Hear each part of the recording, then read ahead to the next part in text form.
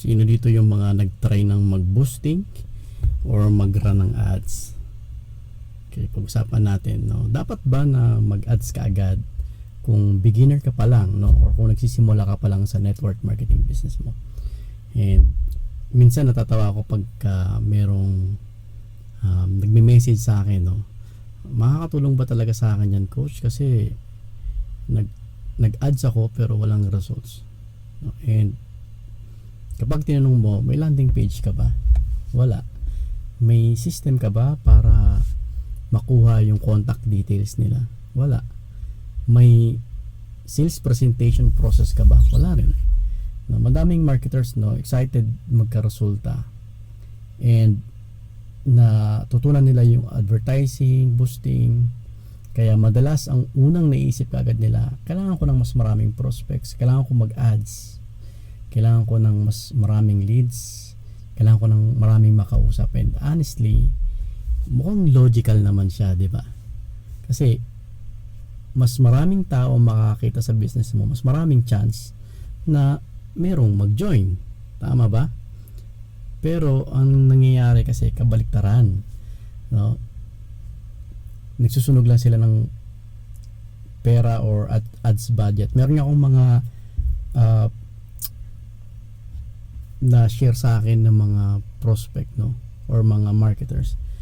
Iba gumastos na sila ng 10,000, 20,000 pero walang bumalik, no. Missing kong duling walang bumalik.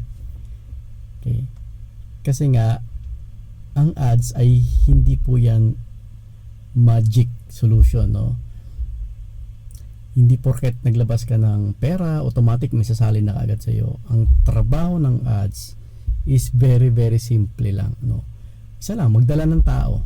Pero yung pag-convert ng tao into prospect, lead, customers, or distributor, iba naman yun, no? Ibang parte yun, ibang usapan yun. Kaya kung titingnan mo siya ng mabuti or ng mas malalim, kadalasan hindi naman talaga tao or prospect yung problema ng mga marketers, no?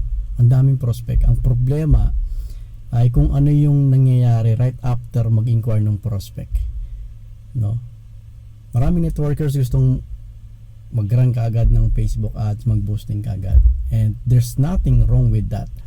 Ads is very very powerful. Ako tagal ko na nag-ads, 8 years na. Pero ang tanong, saan mo dadalhin yung mga magki-click, no? Kapag may nag-click sa ads mo ngayon, ano yung next step? May system ka ba? May paraan ba para makuha mo yung contact info or details nila? May follow-up process ka ba? May paraan ba para maintindihan nila yung offer mo ng mas madali o mas simple? O baka naman right after nila mag-inquire, pag-click nila doon sa call to action button mo, wala na.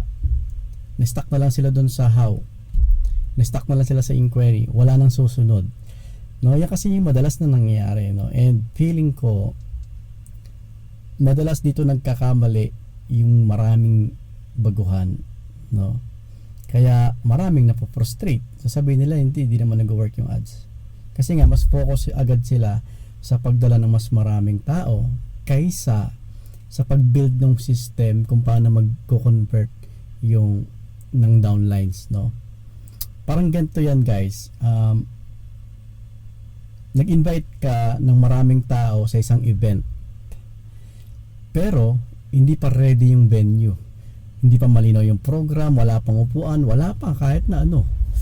So darating ngayon yung mga tao, tingin mo ano mangyayari? Diba hindi sila magtatagal doon, aalis din sila kaagad kasi wala naman silang dinatnan, walang maayos na experience. Gets?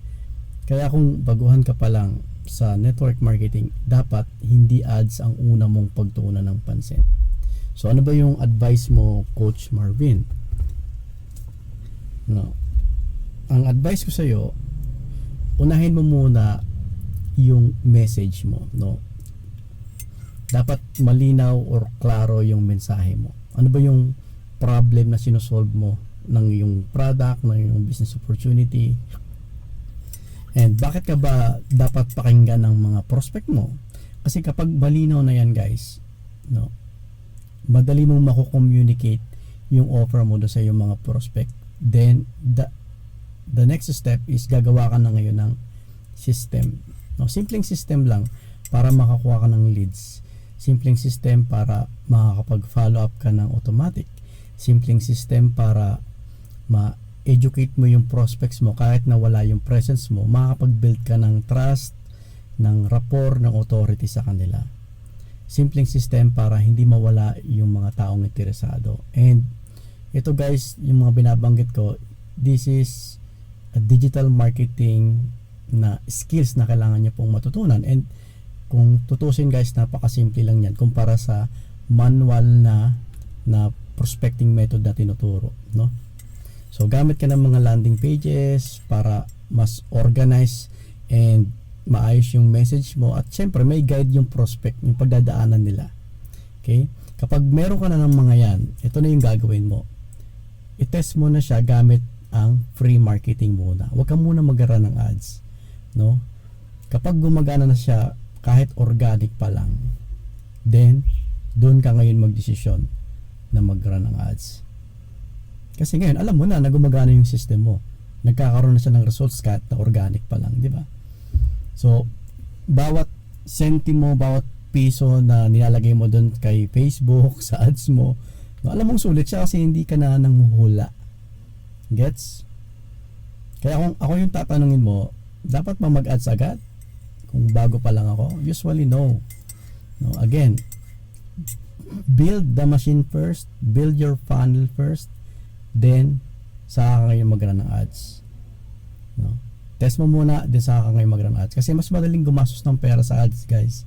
Pero mas magastos, mas mahal ang pera na nasasayang at natatapon lang dahil wala ka namang system.